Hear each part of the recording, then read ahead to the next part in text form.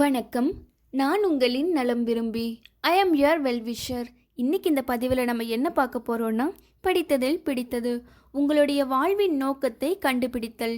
அதாவது உங்கள் வாழ்வின் நோக்கத்தை நம்ம கண்டுபிடிக்கிறதுக்கு நமக்குள்ள ஆழமாக சென்று தேடணும் அப்படின்னு சொல்கிறாங்க. உங்களால் முடிந்தால் தினமும் ஒரு அரை மணி நேரம் நம்ம தியானம் செய்ய வேண்டும் அப்படின்னு சொல்கிறாங்க. நம்ம தியானம் செய்யும்போது நம்முடைய மனதின் ஆழத்தில் சென்று என் வாழ்வின் நோக்கம் என்ன அப்படின்னு நம்மளே நமக்குள்ளே கேட்டுக்க முடியும்.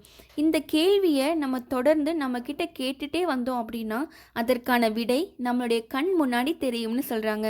உங்களுடைய வாழ்க்கையின் நோக்கத்தை ஒரு வாசகமாக நம்ம எழுதிக்கணும் நண்பர்களே. அப்படி நம்ம எழுதும் பொழுது, தினசரி அதை பார்க்கும் பொழுது, அதை கற்பனை செய்யும் பொழுது, அதை மனக்காட்சிப்படுத்தி அதை நிஜமாக்குவதற்கு நம்ம என்னெல்லாம் செய்யணுமோ அதெல்லாம் ஸ்டெப் பை ஸ்டெப்பாக நம்ம செய்ய ஆரம்பிச்சிருவோம் இல்லையா? அப்படி நம்ம செய்யும் பொழுது நமக்கு தேவையற்ற விஷயங்கள்லாம் நம்ம அவாய்ட் பண்ணிடுவோம். அப்படி பண்ணும் பொழுதே அந்த முயற்சியே நம்ம வாழ்க்கையில் ஒரு படி வெற்றி அப்படின்னு நம்ம சொல்லலாம். இப்படி ஒரு வாசகமாக நம்ம அது எழுதுறது மூலியமா நம்முடைய வாழ்க்கையை ஒரு அதிக அர்த்தம் நிறைந்ததாக மாறிவிடுமாம். அது உங்கள் ஒட்டுமொத்த மனப்போக்கையும் மாற்றிவிடும்னு சொல்கிறாங்க. அப்படிப்பட்ட ஒரு வாசகம் என்ன செய்யும் அப்படின்னா, உங்களுடைய ஒவ்வொரு நடவடிக்கையும் நோட் பண்ணி ஒவ்வொரு நடவடிக்கை நீங்கள் எடுக்கிறதுக்கும் உங்களை தூண்டுகோலாக அது இருக்கும் அப்படின்னு சொல்கிறாங்க.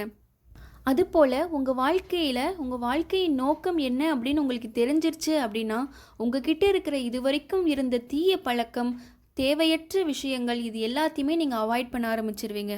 அதுதான் உண்மை.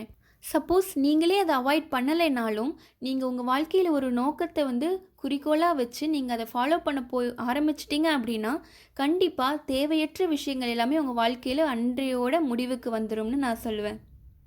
ஏன்னா ஒரு தெளிவான நோக்கத்தை நம்ம வச்சுருக்கும் போது எதிர்மறையாக சிந்திப்பதற்கு நமக்கு நேரம் கூட இருக்காது நண்பர்களே. ஏன்னா நம்ம இலக்கை நோக்கி ஓடிட்டுருப்போம் இல்லையா?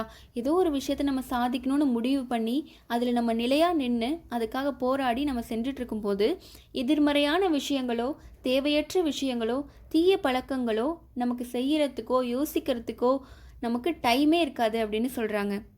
எனவே இனி நீங்கள் செய்ய வேண்டியதெல்லாம் என்ன அப்படின்னா, ஒரு தெளிவான கேள்வியை நமக்குள்ளே நம்மளே கேட்டுட்டு அதுக்கான முயற்சியை நம்ம போட்டுட்டு நம்முடைய மனம் அதை நடத்தி கொடுப்பதற்கு நம்ம காத்திருக்கணும். எனவே இனிமேல் தினமும் ஒரு அரை மணி நேரம் தியானத்திற்காக நம்ம செலவு செய்யலாம் நண்பர்களே. அப்படி செய்து நம்முடைய வாழ்க்கையின் நோக்கத்தை நம்ம தெரிஞ்சுக்கிட்டு அதை நோக்கி நம்ம பயணம் செய்து நம்ம வாழ்க்கையில நம்ம வெற்றி அடையலாம். அதுபோல் இன்னொரு பக்கம் தேவையற்ற விஷயங்கள், தீய விஷயங்களெல்லாம் நம்ம அவாய்ட் பண்ணிவிட்டு நல்ல விஷயங்களை நோக்கி நம்ம செல்லலாம். எனவே இந்த பதிவு உங்களுக்கு பயனுள்ளதாக இருக்கும் நான் நம்புகிறேன். இந்த வீடியோ உங்களுக்கு பிடிச்சிருந்தா மறக்காமல் லைக் பண்ணுங்கள், நம்ம சேனலுக்கு சப்ஸ்கிரைப் பண்ணுங்கள், பக்கத்தில் இருக்க பெல் ஐக்கான் ப்ரெஸ் பண்ணுங்கள், உங்கள் நண்பர்களுக்கும் ஷேர் பண்ணுங்கள். நன்றி.